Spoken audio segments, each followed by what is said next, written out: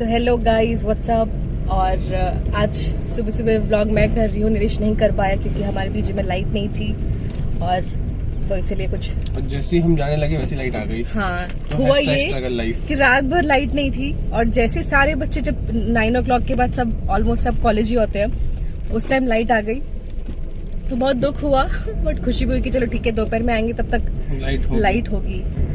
तो अभी हम जा रहे हैं हॉस्पिटल बहुत दिनों के बाद, क्योंकि साइनॉप्सिस के चक्कर में हम लोग हॉस्पिटल थोड़ा अवॉइड कर रहे थे क्योंकि एक जगह कहीं ना कहीं काम तो कंप्लीट कर देना था ना। कि हमारे जो एज यू ऑल नो कि प्रोजेक्ट मेट्स जो 2 हैं वो नहीं थे तो सारा दौरा बदर हम पे ही था। तो आज वॉटर राउंड लेते हैं, देखते हैं क्या हो रहा है।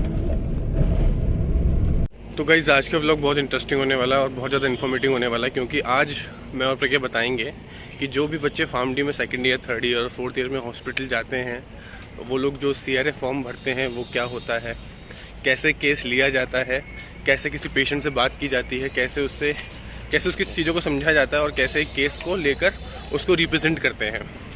तो आज का व्लॉग इसी के बारे में होगा।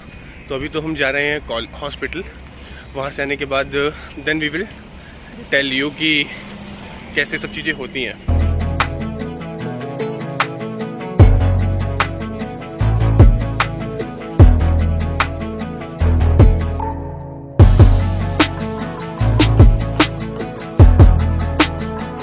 तो अभी हमने वाटर राउंड ले लिया है और मैं जा रही हूँ साइन करने। तो अभी हॉस्पिटल ड्यूटी हमने कर ली है और अब हम जा रहे हैं रिसर्च सेल, क्योंकि अब हमको DRC और एथिकल के लिए काम करना शुरू करना होगा।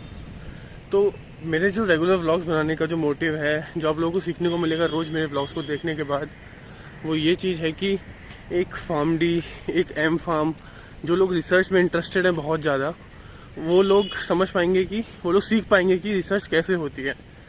सबसे पहले हम टॉपिक डिसाइड करते हैं, then we go for synopsis, फिर एक प्रोटोकॉल तैयार होता है उसका, फिर हमें एक अप्रूवल लेना होता है DRC का, और कॉलेज में DRC का और बाहर के लिए एथिकल क्लियरेंस ली होती है कि हम पेशेंट इनरोल कर सकें। तो अभी हम चलते हैं, फिर आगे बात करते हैं।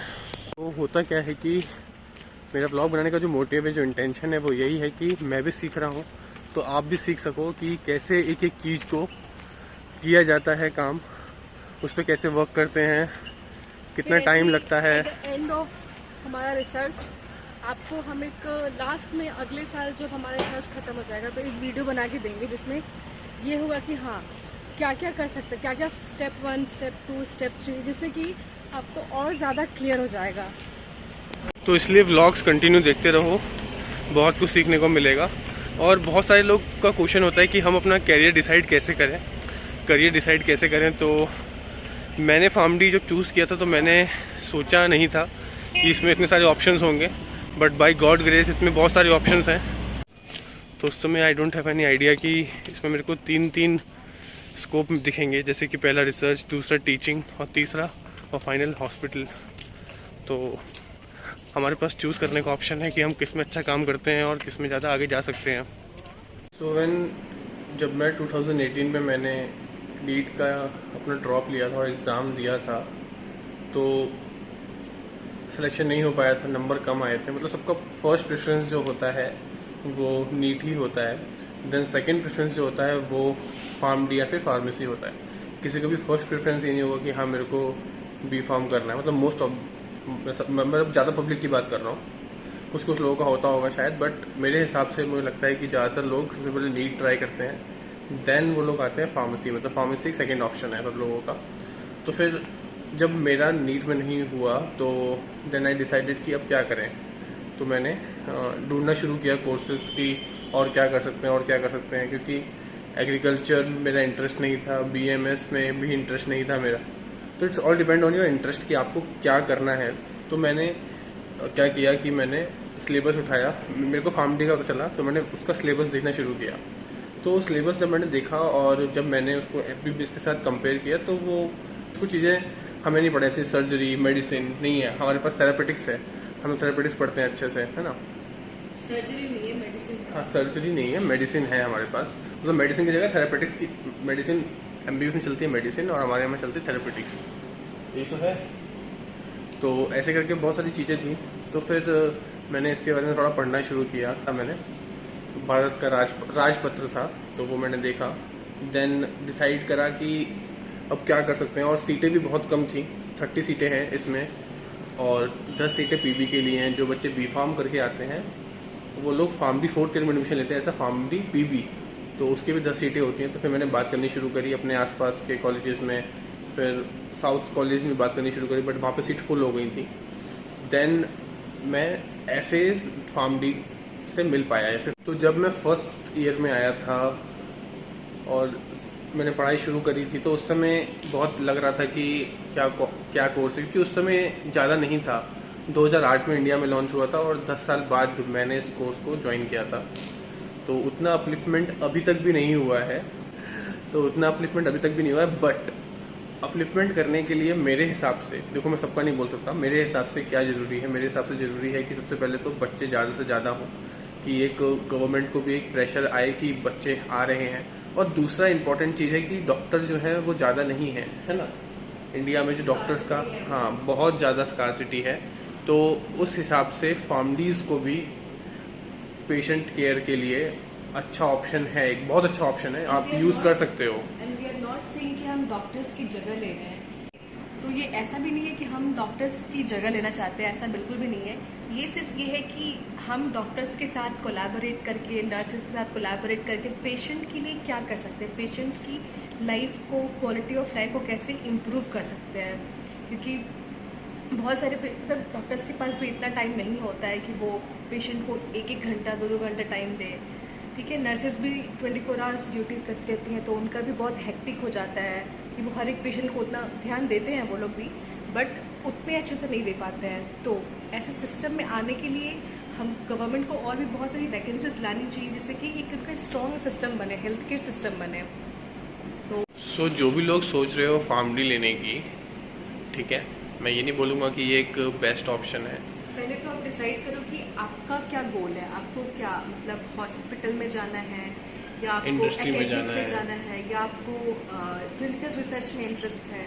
किसी के इन्फ्लुएंस में मत आओ कि मेरे दोस्त ने फार्मडी लिया तो मैं भी फार्मडी लूँगा, या फिर घर में प्रेशर है कि डॉक्टर बन जा तो मैं डॉक्टर बन जाऊँगा। ऐसा कुछ नहीं है, it's totally depend on you.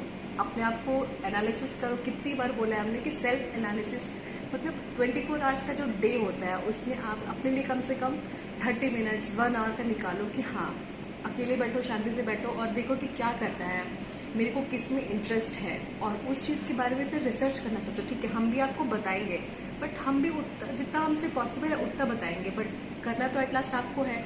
हमको आपसे ना करवाना है, ना फिर हम आपको फोर्स कर सकते हैं कि हाँ PharmD is a good course, आके ज्वाइन कर लो।